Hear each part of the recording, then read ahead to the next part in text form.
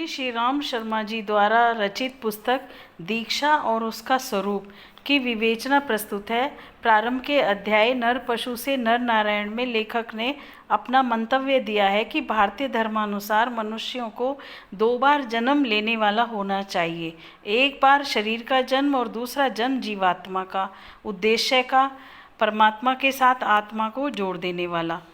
भगवान ने मनुष्य को कुछ विशेष उद्देश्य से बनाया, साथ ही उसे सुख सुविधाएं अधिक दी, सिद्धियां, विभूतियां, बुद्धि ऐसी दी कि उनकी सूक्ष्म शक्तियों द्वारा प्रकृति को भी अपने अनुरूप बनाया जा सकता है। विशेष अनुदान दिए तो दायित्व भी दिए। तत्पश्चात आचार्य जी लिखते हैं कि मनुष्य के पास जो कुछ भी विशेषताएं हैं वे अपनी व्यक्तिगत अहंकार, तृप्ति या शौक मोज के लिए नहीं हैं, अपितु इसलिए कि वह बड़ी जिम्मेदारी इस रूप में निभाए कि विश्व को सुंदर सुव्यवस्थित बनाने में योगदान दे। भगवान का बस एक ही उद्देश्य है कि जैसे इतने सुंदर व कीमती अंग प्रत्यंग प्रदान किए अपने प्रेम के रूप में, ऐसा ही निस्वार्थ प्रेम वह विश्व को दे और समझे कि मैं क्यों पैदा हुआ हूँ, मुझे क्या करना है। यदि वह इतना समझ ले तो आचार्य जी के अनुसार वह मनुष्य है, उसमें मनुष्यता का उदय हुआ है। यदि इतना न हो तो उसका नाम है नर पशु।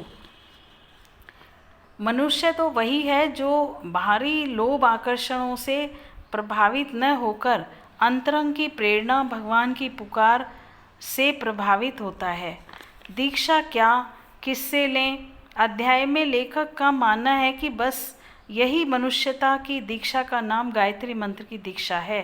दीक्षा कोई व्यक्ति दे इसका महत्व नहीं, क्योंकि यह गुरुडम वाली दीक्षा होगी।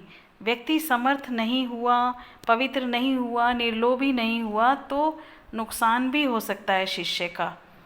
भगवान का दूसरा स्वरूप गुरु को बताते हुए वे लिखते हैं कि जो श्रेष्ठ है वही दीक्षा देने का अधिकारी है, जो अपने आत्मबल की संपदा से, तप की पूंजी से, ज्ञान राशि से दूसरों को महत्वपूर्ण अंश देने में समर्थ हो।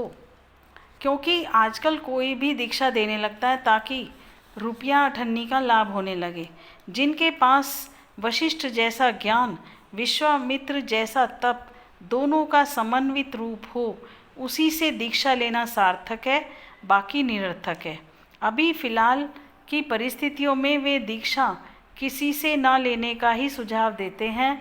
सिर्फ भगवान के साथ ही ब्याह करने अर्थात भगवान के कार्यों को करने के लिए ही प्रतिज्ञा रूप में दीक्षा लेनी चाहिए कि अब हम मनुष्य जीवन के सिद्धांतों व आदर्शों पर आधारित होकर जिएंगे, अपनी इंद्रियों, वाणी, विचारों को उत्कृष्ट बनाएंगे, अपना जीवन निर्मल बनाएंगे और प्राप्त शांति दूसरों पर बिखेरेंगे। यदि मनुष्य के अंतरंग में उदारता, दया, आत्मीयता विकसित नहीं हुई, अपने को भगवान के रूप में परिणत कर देने की इच्छा उत्पन्न नहीं हुई, तब आदमी अपूर्ण ही बना रहेगा। वे आगे लिखते हैं कि अब मैं चाहता हूँ कि लोगों के दिमाग से ये वहम निकल जाने चाहिए कि भगवान के नाम की माला जपने से, मंदिर के दर्शन से, कथा सुनने, पंचामृत पंजीरी खाने से आत्मा को शांति मिल सकती है और वह हमें भौतिक संपदाओं से भर देगा। यह बिल्कुल नामुमकिन है। ऐसे आदमी को शेख चिल्ली के अलावा कुछ नहीं कहा जा सकता। मैंने उदार जीवन जीने को कहा है। जिस दिन वह ऐसा व्रत ले, उसी दिन उसका नया जन्म द्विज का हो गया, नर से नारायण बन गया।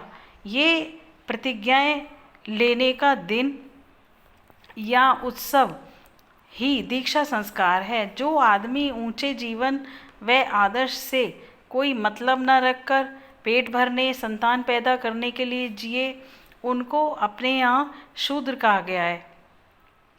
आगे लिखा है उन्होंने कि गुरु दीक्षा का कर्मकांड कोई आदमी भी करा सकता है, परंतु अंतरंग में बैठी हुई चेतना, प्रेरणा का नाम सद्गुरु है, जो मनुष्य की दिशाएं बताती व मार्गदर्शन करती है। गुरु दीक्षा में दिया गया गायत्री मंत्र सिंबल है, सहारा है लाठी का, पहाड़ पर चढ़ने का, महानता के मार्ग पर उसके अर्थ को समझकर चलने का। आचार्य जी दीक्षा के अंग उप अंग जैसे मंत्र दीक्षा, यज्ञोपवीत धारण, उद्देश्य, नियम आदि पर प्रकाश डालने के साथ ही प्रगति के 2 कदमों पाप घटाएं पुण्य बढ़ाएं पर भी विस्तार से अपने विचार प्रस्तुत करते हैं कि हमारे शारीरिक, मानसिक, आध्यात्मिक पाप क्या क्या हैं, किस प्रकार उन्हें छोड़ना है। मांस खाना, व्यभिचार, आलस्य, समय का दुरुपयोग करना, कड़वे वचन कहना, लोभ करना, लिंग भेद करना, दूसरों में गलतियां निकालना शारीरिक पाप हैं। काम, क्रोध, लोभ, मोह, बाप दादाओं की कमाई खाना मानसिक पाप उन्होंने बताए हैं। अंधविश्वास, कुरीतियों, ब्राह्मण व शूद्र जाति से मानना, कर्म से नहीं, पर्दा प्रथा, दहेज प्रथा आदि उन्होंने सामाजिक पाप माने हैं तथा पुण्य बढ़ाने हेतु कुछ उपाय भी सुझाए हैं जिन्हें दीक्षा लेते समय प्रतिज्ञा के रूप में ग्रहण करना चाहिए। अंत में दक्षिणा संकल्प लेते समय फूल, चावल, जल के साथ प्रतिज्ञा की, क्या बुराई छोड़ी, क्या अच्छाई ली, गायत्री माता के सामने छोड़ दिया जाए।